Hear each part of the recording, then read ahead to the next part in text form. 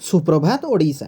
नमस्कार बंधुगण, आपण को आम यूट्यूब चैनल पॉलिटिकल आडारे स्वागत। टॉप न्यूज गुड़िक जानापी भिडटी को शेष पर्यंत देखंतु। राज्य में आहुरी 5 दिन घड़घड़ी सह वर्षा।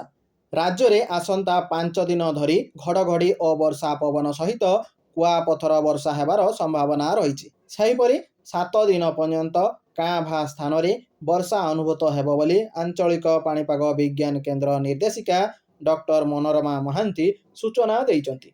मंगलवार राज्यर विभिन्न स्थान में वर्षा होइछि। विशेषकर मयूरभंज जिलार विभिन्न स्थान में वर्षा सह बिजुली घड़घड़ी और कुआपथर वर्षा होइतिबा देखिबाकू मिलिछि। अनुगुल जिलार केतक स्थान में वर्षा सहित कुआपथर वर्षा होइछि। विभाग पक्षर मिलिथिबा तथ्य अनुसार मयूरभंज जिलार मुरुडारे सर्वाधिक 55 मिमी वर्षा होइतिबा रेकर्ड करा जायछि। सेहीपरि मयूरभंजर बेतनटीरे 50 मिमी एवं जसीपुर रे 37.5 मिमी वर्षा होइछि। परवर्ती खबर ओडिशार 9 जिला देई जीव खड़गपुर विजयवाड़ा एक्सप्रेस वे। ओडिशा पई एक बड़ खबर। राज्य रे गड़िब विकासर गाड़ी। पश्चिमबंगर खड़गपुर आंध्र प्रदेश विजयवाड़ा को संजोग करुवा हाईस्पीड कॉरिडोर एबे ओडिशार 9टी जिला देई अतिक्रम करिवो। एही 6 लेन विशिष्ट हाईस्पीड कॉरिडोर पई पूर्त विभागर मुख्य शासन सचिव संजय कुमार सिंह अध्यक्षतार लोकसभा भवन ठारे एक उच्च स्तरीय बैठक अनुष्ठित हो जाइछि। एही प्रकल्प ओडिशार मयूरभंज, केन्दुझर, ढेंकानाल, कटक, नयागढ़, गंजाम, गजपति, रायगड़ा एवं कोरापुट जिला देई जीवो।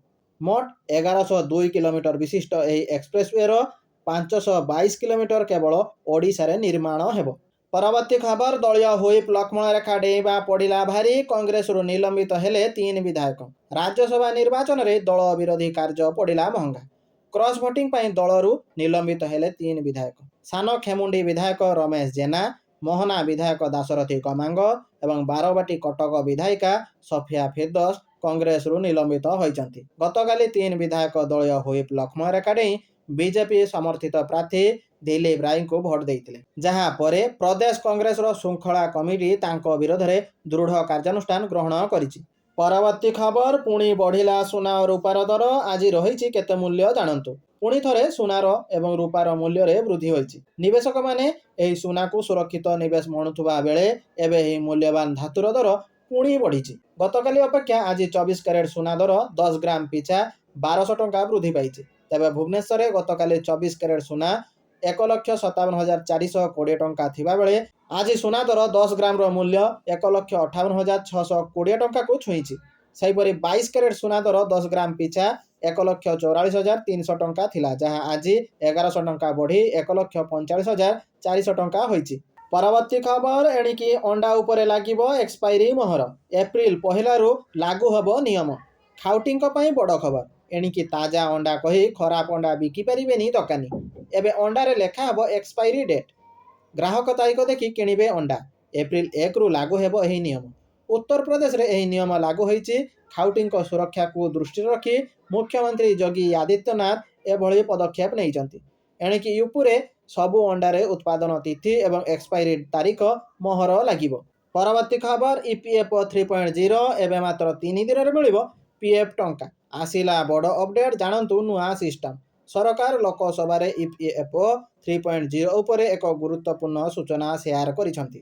एही नूतन सिस्टम अधीन रे क्लेम समाधान को त्वरान्वित करा जायछि। पेंशन प्रदान व्यवस्था रे उन्नति आसीछि एवं प्रशासनिक प्रक्रिया गुडी को यथेष्ट सरल करा जायछि। श्रम एवं नियुक्ति राष्ट्रमंत्री कहिसंती जे लोकमाने कम समय मध्यरे अधिक सुविधा सुनिश्चित करिया पई ईपीएफओ 3.0 माध्यम सेवा गुडी को डिजिटाइजेशन करा जायछि। सरकार को अनुसार केंद्रीय पेंशन प्रदान व्यवस्था सीपीपीएस एबे संपूर्ण कार्यक्षम। 1 जनवरी 2025 ठारो समस्त ईपीएफ कार्यालय एही सिस्टम रे कार्य करुछि। फलस्वरूप 70 लाख रु अधिक पेंशनभोगी समय सीमा मध्यरे एवं कौनसी त्रुटि बिना सेमानकर मासिक पेंशन पाउछंती। परवर्ती खबर भारतीय जहाज सुरक्षित छाड़िबा को 2टी शर्त रखिला ईरान।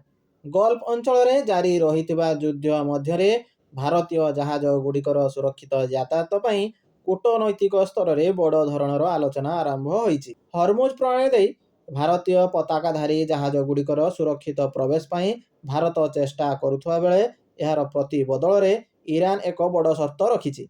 भारतीय जलसीमा निकटरू जबत करा जाइथिबा 3टी तैल टैंकर को मुक्त करिया पई ତେହେରାନ ଦାବି କରିଥିବା ଜଣାପଡ଼ିଛି। ରୟଟର୍ସର ରିପୋର୍ଟ ଅନୁସାରେ ଗତ ଫେବୃଆରୀ ମାସରେ ଭାରତୀୟ କୋଷ୍ଟଗାର୍ଡ ଦ୍ୱାରା ଜବତ ହୋଇଥିବା ଆସଫାଲ୍ଟ, ଷ୍ଟାର, ଅଲ ଜାବଜିଆ ଏବଂ ଷ୍ଟେଲାର ରୁବି ନାମକ 3ଟି ଟ୍ୟାଙ୍କରର ମୁକ୍ତି ଚାହୁଁଛି ଇରାନ।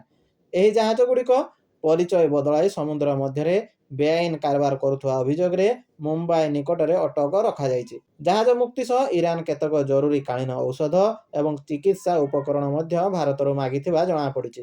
ସୋମବାର ଇରାନର ରାଷ୍ଟ୍ରଦୂତ ଏହି ପ୍ରସଙ୍ଗରେ ଭାରତର ବିଦେଶ ମନ୍ତ୍ରଣାଳୟର ଅଧିକାରୀଙ୍କୁ ଭେଟିଛନ୍ତି।